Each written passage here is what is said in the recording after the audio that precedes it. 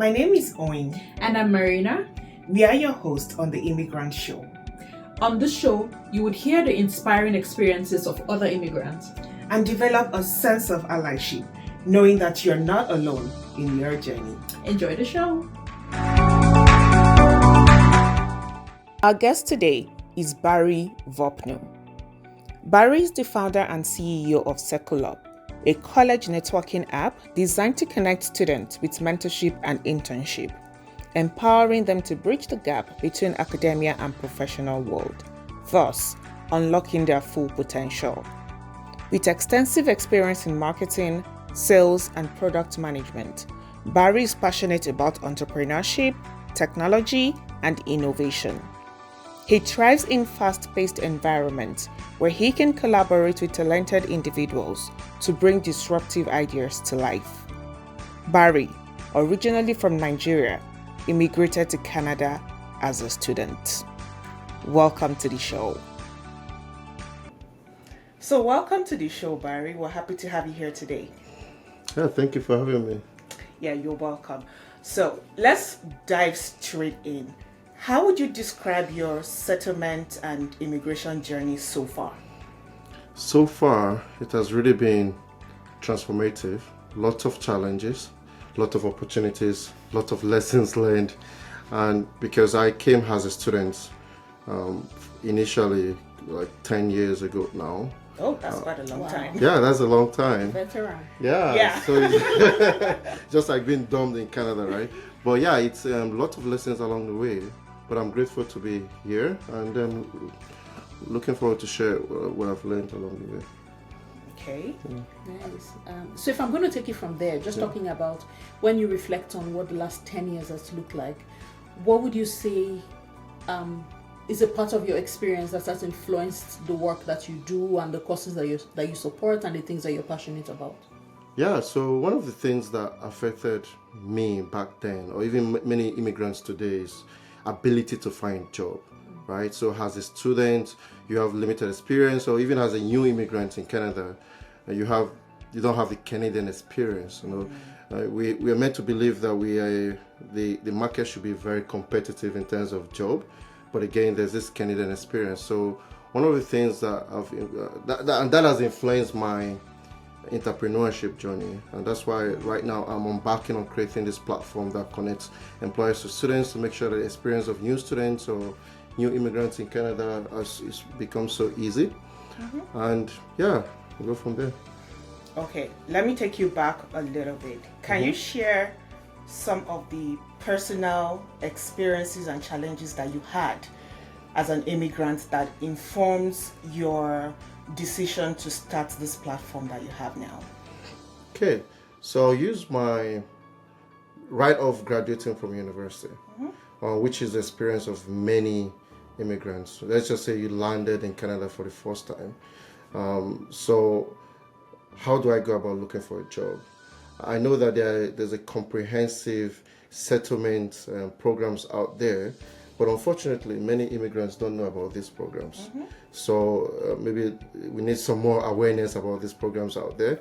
So these programs will allow you to, maybe for example, find a mentor, or maybe find somebody that can guide you, maybe more of a peer-to-peer guidance on how you can actually navigate these nuances in Canada or the whole Canadian culture. And there's so much to learn because it's a completely different environment. I hear you. So my first job experience will be searching for job and getting that first job that relates to what I studied in school. Took a while because again I had to navigate this whole cultural system. But yeah, so that would be one. Yeah.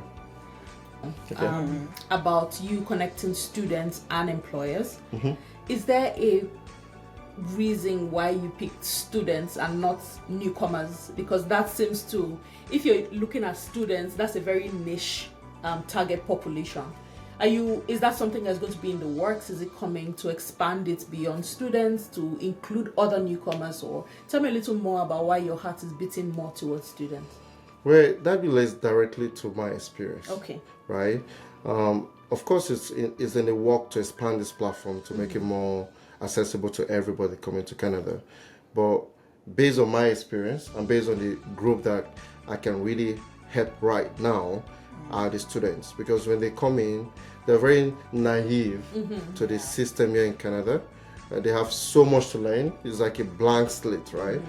And so this platform allows them to, connect with mentors, get matched with career coaches that can help them, and then put them right in front of employers that are actually looking to hire them. So, which makes life a little bit easier, which allows them to settle down right into the whole system more easily.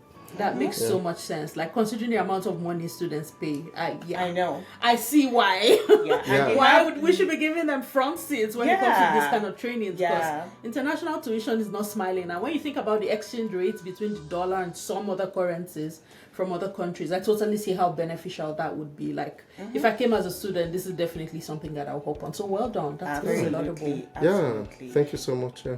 And I think it's also really important, given that many programs, settlement programs that are out there are not available to international students. It's True. Permanent resident, and it feels like with all the money international students pay to come and study in Canada, they are left to their own devices to figure things out. So it's really good to see a platform that is targeted towards them. So well done on that. Yeah, exactly. And that's the kind of the motivation behind this, right?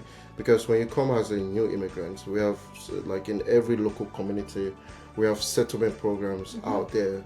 Maybe it needs more awareness. But for international students, again, one thing against them, they're international students. So they need as much help as possible to get connected, or for them to be successful right after they finish school, or even right while they're still in school. Absolutely. And there's only so much international student centers in some of the schools can do. Like, there's only so much specific help that can be provided to different student groups. So I see the limitation there, and how your project is going to begin to plug some of those gaps that we're seeing in the system right now. So really nice. Yeah, absolutely. So if you could go back to 10 years ago when you first came here, what would you do differently? What would I do differently? I think I'll prioritize networking and community engagement. The reason is because when you're networking and engaging in the community, you start discovering people and assets that can actually help you to be successful in this community. True. And also, so networking events like local events, local community events. If I have some special interest, I'll look for those interests to connect with in the community. And then I'll actually also allocate time to really study the Canadian cultural system, right? Because there's so much nuances that we don't know about, that I think nobody teaches you about them. Exactly. You have to get into trouble to figure it out. Exactly. So if I go back, I will dedicate some time to take the initiative to study about what I need to know. So for example, let's say at your workplace, right? You get a job and you're told to do something, instead of you to say no right off the bat, because talk more in a polite way. So those are some of the things I feel like, you're rolling your eyes because I know you have an opinion about this one. She's always very vocal about what she thinks about the Canadian workplace and work culture and small talk. Say it. Don't choke on it when you say it. Thing is, I believe in being authentic. And I hate the fact that we always say Canada is multicultural.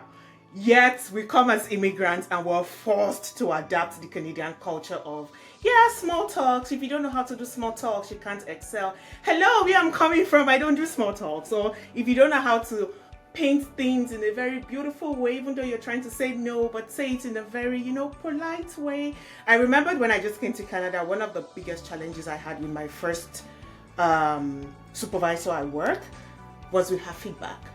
When I send work to her for review and she'd say, I totally like it, but I would change this color. And I'm like, well, I'm not you. But that's her actually directly telling me, change the color. It took a very long time for me to get it. And we were always at loggerheads. Because I said, I'm totally good with the color. If you would change the color, I wouldn't change it. Right? But I get it. We're in Canada. So. Yeah. I hear you. Honestly, I do. But I am a big believer in, if you're in Rome, behave like a Roman. You will save yourself a lot of trouble if you learn and speak the language that is understood in a place. I learned how to stop, observe, read the room. Yeah. Read the room. Sometimes different doesn't always mean better. Right? I hear you. It's just learning. It's finding that balance to say, I am the newcomer here. What is obtainable in this place? How do they do things here? Yeah. If I don't like the way they do things here, find the place where you're going to feel a little more welcome to bring your authentic, your crooked, your whatever self it is, bring your whole self into that place. So small talk was something that I had to learn. Learn in funny ways. It was from asking questions for me. So my first experience with the multiculturalism of Canada was in school. So when I came, I had a hard time finding a job. So I had to go back to school. And my class was a bit multicultural, where I had people from like different countries, different continents. So that was my first impression of Canada without the pressure of it's a workplace. Yeah. It had the pressure of you had to study and pass, but it was completely different because it was strictly relational. So that's where I first learned, what do these things mean? When somebody says this, what does it mean? I tried recipes from different places because we would have potlucks in school and we would have Asian, South African, different people bring stuff, So I learned this more, and my first job now became the school. So I went from just having maybe 30 people in my class to having to deal with hundreds of students as my first responsibility. So I did have a choice to not learn small talk. Thankfully, I didn't get in trouble. Sorry, we didn't need to hijack this. No, that's completely understandable. We didn't need to hijack this. I just couldn't help but notice her rolling her eyes when you talked about No. It's something everyone relates to, because we come from a different culture, and now we have this culture, and then when you're coming, you're not told about this culture. So if we don't allocate that time to study this culture and say, okay, the people here are perceived to be very polite, and how can I use my words in a way that sounds like I'm very polite. I'm polite, but shows that I'm polite. So instead I love that you use the word perceived. Because we know it's perception. Perceived is not always the real thing. Exactly. Okay, so let's talk about reality versus your expectation. Before you came to Canada, you would have had you said you came as a student, of course. Yeah. But you would have had your expectation of what you think life would be in Canada, how good life would be, what you would expect to achieve maybe in 1 year, 2 years after you graduated, or even while in school. So, and I feel like many people who want to come to Canada or who are newcomers in Canada come with this completely different expectation, and to meet it's like two sides of the coin, expectation versus reality. So let's talk about that for you. What was your expectation, and what was the reality you met when you came to Canada? Yeah, so for me, the expectation was go to school, get out of school as soon as possible, find a job, and start living life. Ooh! That's the expectation, right? Like, you're supposed to go to school, you're supposed to take a bunch of classes, you're supposed to get out of school as quickly as possible and get a job. But when I came, I think the real life experience will be go to school, network, work, get as much experience as possible.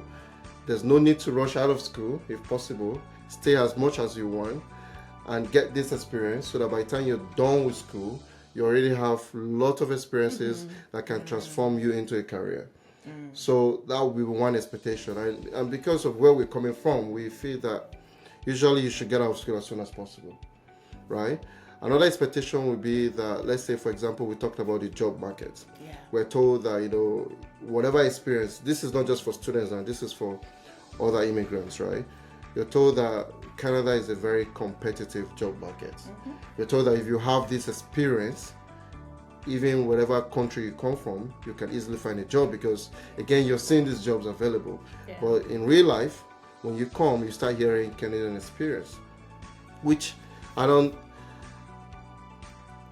I don't know what that is, what Canadian experience really means, but I think it's one thing is to put into perspective. So now we need to find a way to navigate this whole system where how can we bypass this whole Canadian experience? How can we get rid of this Canadian experience?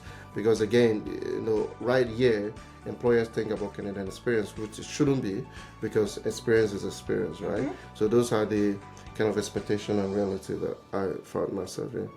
Okay. Yeah. That's fair enough.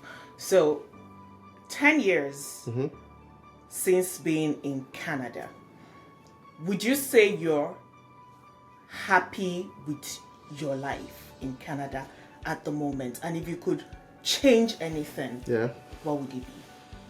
I'm very happy with my life at the moment. I think I made some choices that I'm very proud of. Like I always wanted to be an entrepreneur, so I'm doing that right now, and I love it. Of course, there are always going to be bumps and challenges along the way. If I could change one thing, like I said earlier, it would be that networking piece. It would be putting myself out there as much as I can. More of sales, like selling myself as much as I can out there, because I think that's the most important thing. Because if you're doing something, or you as a person, if nobody knows about you as an individual, how can you get all these opportunities, right? So if I had to change something, I will put myself and focus on networking as much as possible. So advice for anyone would be, when you come in or when you're in Canada newly, it will be invest in networking. I know going to those events might sound so tiring. I was going to ask you, can you give tips? It's one thing to say invest in networking. It's another thing to say this is how to network. Because I know that's one area many immigrants struggle with, and most immigrants have a tendency of networking among people that look like them, people that come from their country. So how do you go beyond that circle of people from my country, that cocoon, and just go beyond that? Any tips at all would help. Yeah, for sure. So one would be being open-minded, right? And because you're open-minded, I took an initiative to find out events that I can attend. So what I do is I go on Eventbrite or Meetup, look for events based on my interest. So let's talk about real estate, let's talk about entrepreneurship, let's talk about tech, let's talk about some ecosystems that are present in this city. I look at those events and I just sign up for those events. And I show up. Are they free? Most of them are usually free, so I just show up. So the most important thing for the networking will be just show up. Because when you show up at those places, you begin to make connections and you're serving your community. You're not looking to get something back alone. You're giving by showing up. So just showing up at any event will be the big one. Another one would be maybe online platform like LinkedIn. It's good to socialize on such platforms, to like reach out to people and just DM people and slide into random people's DMs, because you never know. Why does that have a different connotation in my mind? Like sliding into DMs. As a recipient of those random DMs, it's not always the fun thing to be on the receiving end. No. I'm just saying. But it helps. I've done that a ton of time where I just find somebody that I think I can help, or just find somebody that I think I got something to offer. Let's say somebody make a post and I was like, I like what that person is doing. I actually have something I can contribute to that person. I slide into that DM and say, hey, I am Barry. I think I can do this for you. Let's talk. And that happens. So that I would totally respond to a message like that because there's a value out there. Yes. What people don't understand, especially when it comes to like me being a recruiter and being on LinkedIn, it's not just to say, hey, I'm looking for a job, or can you refer me? I'm like, refer you how? I don't know you. Like, you can go there and embarrass me and my name is there. So it's not just to randomly reach out to people to say, I'm looking for a job. Sometimes I have to, when I have time, I have to go back and say, okay, what job? Because number one, your profile is not updated. I don't know what you're doing. I don't know what you're doing right now. I don't know if you're looking for a career switch. I don't know if you want to continue in the area that you're in. Zero context provided. And when people don't respond, it's almost like I'm trying to network, they're not replying me. So it's one thing to slide into DMs on LinkedIn. It's another thing to know how And what do you to say? What are you allowed to say? Please don't come and tell me that I look beautiful on LinkedIn. Stop that. Oh my God. Leave that behavior on Instagram. Are you Thank you. single? Shade Hello, on intended. LinkedIn. Oh yeah, that happens a lot. It has happened Yeah. to me several times as well. Are you Like, single? oh my God. Really? On LinkedIn? That's bottom barrel Twitter behavior. Let's stop that, guys. Stop it. Yeah. If you do that, I'm calling you out. So take Yeah. your shade. Yes, stop it.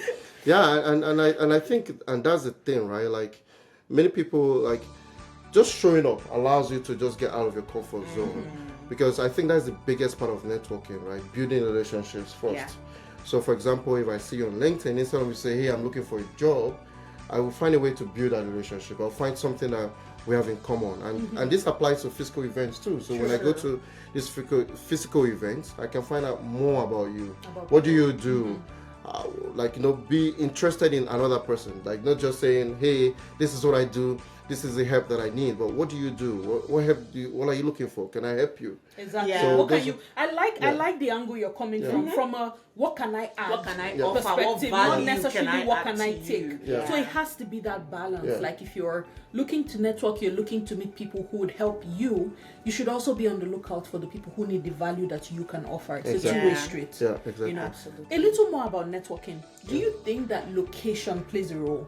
Because we're seeing a lot of people who are newcomers, intending newcomers. It seems like everybody's headed to one direction because it seems like that's the location where everything happens. Do you think that general success as a newcomer, as an immigrant, whether as an international student or you're coming here more like a permanent resident, do you think that location plays a role in what people's success stories turn out to look like? I think it depends on interest. Okay, it depends on what I'm interested in, and what I'm interested in also depends on the ecosystem. So, for example, let's say I'm very much into tech. I'm very much into venture capital, tech, and raising money and fundraising and stuff like that. Does my ecosystem support me? And if it doesn't support me, and I can't move to another ecosystem, what can I do right here? And this comes from the perspective of offering service, right? We are in Saskatoon. We cannot say Saskatoon isn't vibing or isn't successful in terms of networking. We can create that networking experience. Like we can create events, we can do things that support this local community. So yes, sometimes you have to move based on your interest and based on the ecosystem, or if you're running a business based on where the market is, you have to go where the customers are. But if you can't do that, I think in this where you are, you can still create that value, that service to society or service to community if you show up. And if there's nothing to show up to, there's nothing stopping anyone to create something for people to show up to. Absolutely. Like, so you can create an event, you can call it networking for newcomers, and people will show up. We should absolutely do that. Yeah, we should definitely do that, because there are Yeah. so many people from different culture here in Canada that are just dying to connect. Yeah. Right? So if there's something like a networking event for immigrants, or networking event for Canadians, or networking for anybody in Saskatoon, it doesn't matter, right? People will show up and support that, because people are dying to connect, especially people who are new into the country. And then that peer-to-peer mentorship, which is huge, right? Like, so what I do sometimes is just to offer help, like, hey, what do you need help with? Can I mentor you? Or do you need mentorship? And putting in the hours or putting in the time sometimes pays off, right? So Yeah. Thank you so much for really talking about that, because most times when people talk about networking, they're always talking about, oh, I need to meet people that would help me grow. Networking could also, like you said, involve meeting people you can add value to as well, not just scrambling for people that would add value to you. It goes both ways in most cases. And the desperation shows when you're reaching out to people just because of what you can get from them. Yeah. It shows. Like when the And it's a big intention turn-off. is not, it's a major turn off for me. Major turn off. Like when I get those messages and people are like straight up going to, this is what I need from you. Like there's no Without interest, without yeah. small And sometimes talks. I'm going to be a bit Small petty here. I'm going to be a bit petty here because Okay. sometimes I get messages from people on Instagram who are asking me for information that would require me to do some research and then send that information to them. And then you know how Instagram filters the message when the person is not following, when you are not following the person. Yeah. Sometimes some of these people don't even follow me. Like that's the least. That's the least you can do. Yeah. Like that's the least you can do to show that you're even interested in what is happening on my page. You're interested in the community that I'm growing. There are some people who have asked me questions, and I'm like, oh, I have a YouTube channel. I've talked about this. Here's the link to the video where I address this. Some of them got offended. Like, they're going to have to use their data to watch a video. Somebody actually replied me and said, can't you just tell me here? I'm like, you mean I sat down, recorded this video, probably spent hours to edit it and do all the post-production, put it on YouTube, and you couldn't be bothered to go and watch the video for yourself. You know, so for me, that's like it's like a triple turn off. Yeah. You don't follow. It means you're not interested in the community I'm building anywhere, but you want me to invest my time and provide that information to you. Make it make sense. So it's a two-way street. I totally like that. Yeah. So again, from what I've heard you say about the location thing, it's really not a function of, okay, it's a function of interest from what you said. And if the ecosystem that you need is not available, you can create the ecosystem. So sometimes it's the ecosystem, but knowing how to even connect yourself to the existing ecosystem, because you can be in the right place with the right ecosystem, but if you're not plugging correctly, you will still not be able to connect to what is happening there. So it seems like there are a couple of other factors at play other than everybody just staying in the same place. I'm trying not to be specific so that they don't think I'm beefing. Please, every time I talk about this, they're like, beef. Nobody sent you to Saskatchewan. Deal with it. You know? Yeah. Why are you all in Toronto? What are you all doing in Ontario? It wasn't me. I didn't say it. I mean, so it's just, I was having this discussion yesterday actually, and sometimes you reach out to people and you get a no. When you get a no, you could say, okay, thank you for saying no. Is that somebody you think that I should be speaking to?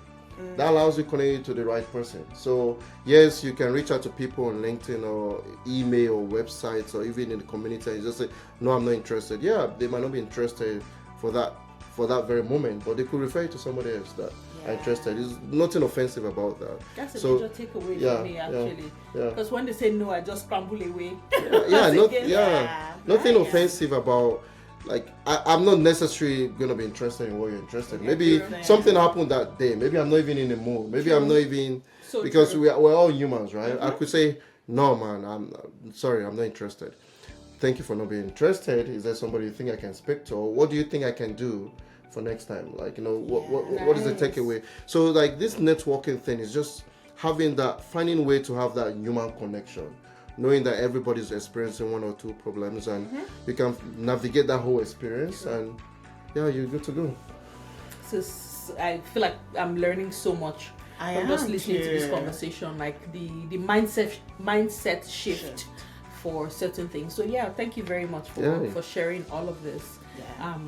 So if you could talk to these settlement agencies that are out there that provide settlement help for newcomers, for whoever is coming into Canada as a newcomer, is there something you wish that they knew that would make the immigrant journey, the immigrant integration and settlement journey, just make it a little easier? Is there anything you would like to share with them to say, this is something that would be beneficial to newcomers if you can incorporate this into the services you offer? What I can think of right now would be more of a brand awareness or campaign, because immigrants are expected to go online, search for these services, but think about it, like there's so much to unpack there. Like you're moving to a new country, there's so much on your mind, there's so much stress, there's so much challenges that you're trying to navigate in this new society you're in. So I think those settlement agencies can do some more job in creating some sort of brand awareness, so that when you're stepping into this country, they're right in your face that we are actually here to help you. And most of the agencies are non-for-profit, which makes it perfect. So creating that brand awareness to say, we're actually here to help you.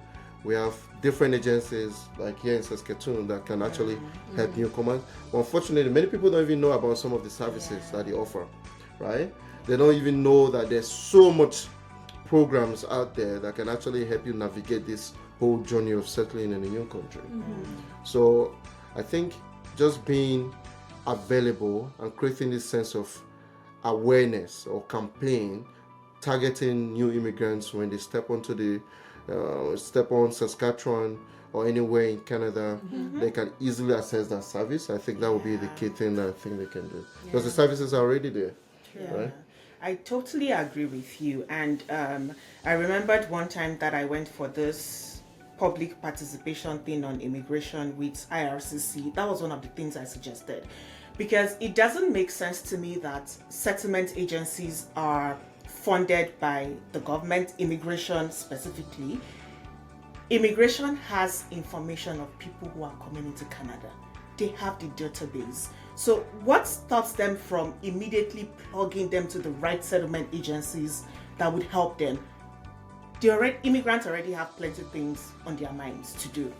So if there was some kind of automation process already where immigration or IRCC would say, okay, we already have this person's data. They've given us permission to share their information. These are the areas where they need help. For instance, say the wife is a doctor, the husband is a lawyer. The settlement agency already knows, so they are plugging them already to the agencies that help foreign trained doctors to integrate, or foreign trained lawyers to integrate, or they are sending them information about funding or sponsorship for recertification and things like that. We have too many things to deal with. Exactly. We don't always get the time to research all that information. Even just thinking about that, it's just a matter of connecting, like these agencies could just easily connect lawyer, doctor with another lawyer with another doctor in form of a peer-to-peer guidance or mentorship. Yeah. Or I'm in here. I'm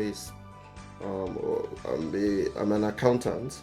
How can I, I could get connected with a local accountant, someone that can mentor me to navigate this whole process.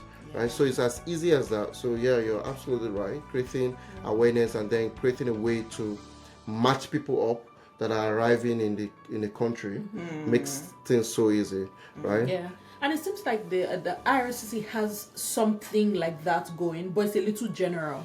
It's not career specific, because I know that when at some point in my immigration journey in like 2015, I got this random email to say I've been signed up for like pre-arrival services. They do, but what that is for is they send you this long PDF document with all the settlement agencies in your... Oh no, my experience was different. Really? Yes, my experience was different. We joined virtual sessions. Really? Human-led. It wasn't pre-recorded, it was live. We could ask questions. Was it the one they did in your local country? No. And they invited somebody to tell you? The person who was talking was in Canada, employed by the IRCC. Oh, they and it was a organized virtual virtual sessions that people logged into from different parts of the world. wonder I know if they it still wasn't do pre-recorded because we could ask questions live questions. and the person was answering. So if that is something that they still do, it would just be to drill down and make it a little more specific for if you already know where this person is going, plug them with the settlement agency in the area where they're going to be in. If they're in specific career areas, then I see how that can be beneficial and how it would help. Absolutely. But do you think there's responsibility on the immigrant to do a little more digging to find what they need? Because it's one thing for the service to be available. If they have a website that is live, they're connected to the IRCC website. Would you say there's responsibility on me, who's the newcomer coming into this country, to search out what I need? Like, I feel like that's shared responsibility in a way.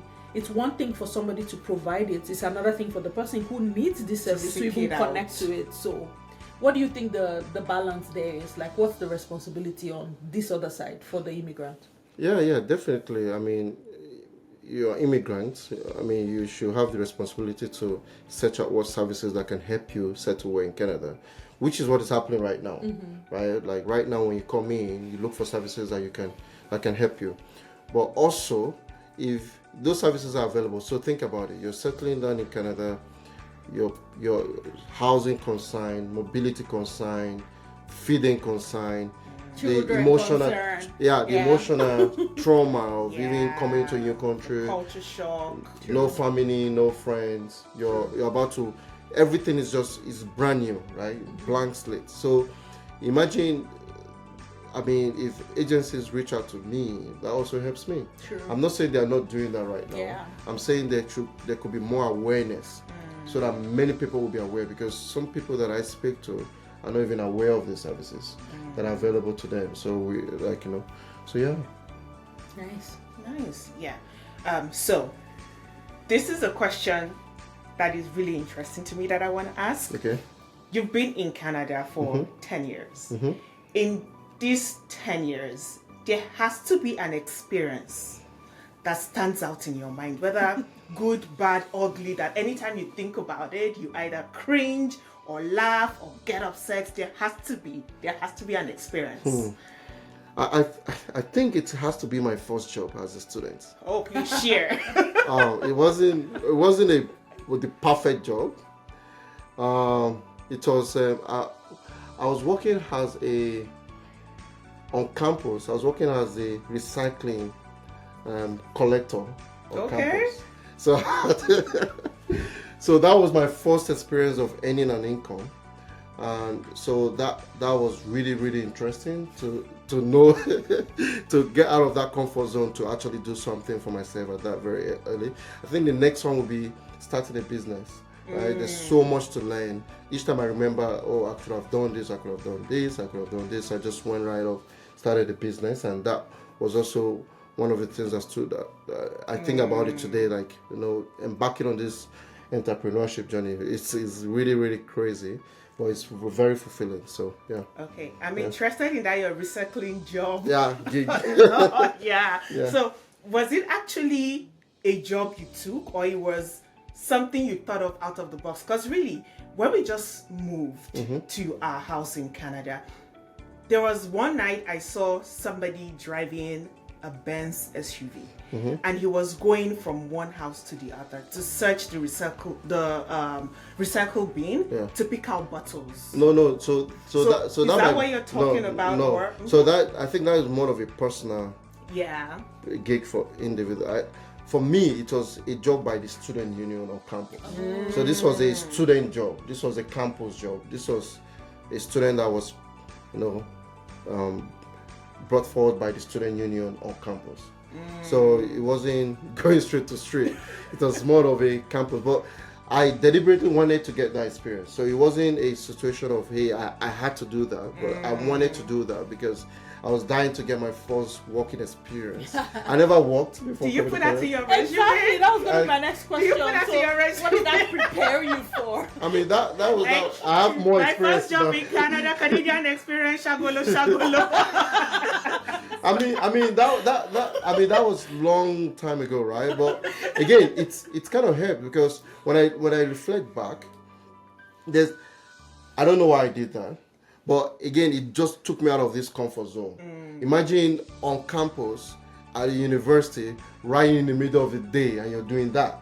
So, so it took me. Did you have a girlfriend at that point?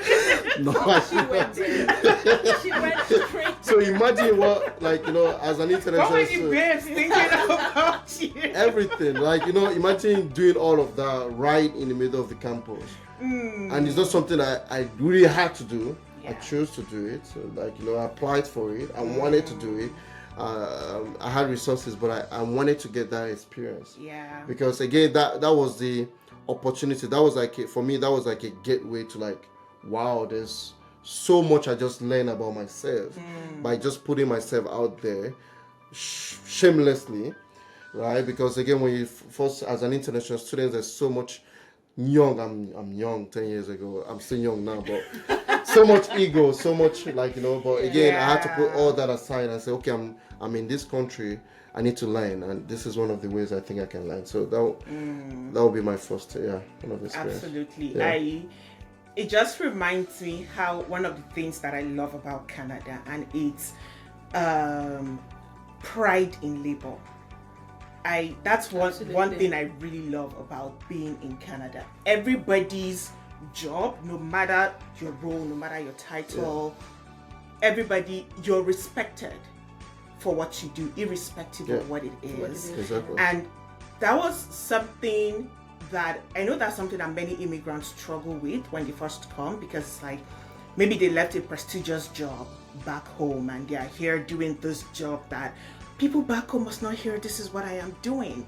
But everybody here respects you for that. Cares. Yeah, nobody cares that you are. Pay your bills. That's all that matters.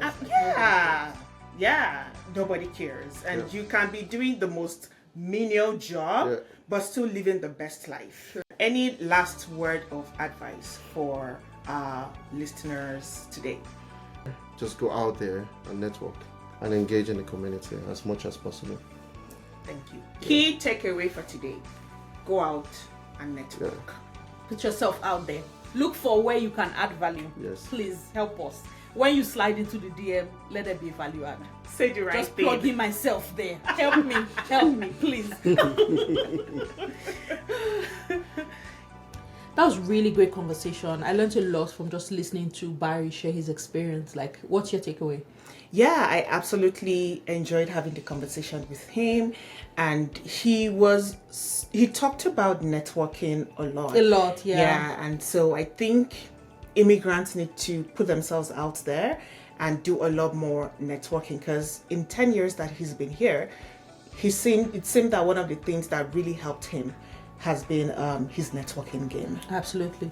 And I like the perspective of the value add. I've never really thought about it from that angle. Like, yes, I understand. I mean, power of hindsight now. Yeah. I've seen that that's kind of what was happening unconsciously, but I've never really thought about it from a what can I give going into the conversation, even though we end up getting there, but it has never been something that has been forefront of my mind in attempting those conversations. So that's definitely something that's going to be a more conscious thought for me. Like when I'm going into these networking conversations, while I'm looking at what do I want to gain, there's also the opportunity to look at what can I give, and that's going to stick with me for a long time. So absolutely, I think the same with me as well. And now that I think about it again, I want to try to do some more small talk. Yeah. Absolutely. I have to go there. Yeah, I have to learn that, because I absolutely suck at that, especially if I'm meeting you for the first time. I feel like after I've gotten to know somebody a little bit, it comes naturally to me. But if I'm meeting you for the first time, I especially because you have to watch your words. Yeah. With people being so picky and easily sensitive and easily offended. So I'd rather just keep my mouth shut. But right now, I would try to make a conscious effort. If that's the only thing we're taking from this, Barry, thank you so much. You have made a huge difference. Yeah. Anyway, people, well, we hope you enjoyed this episode of the show. And until we come your way in the next episode, thank you again for joining us. Have a good day. Bye. Bye.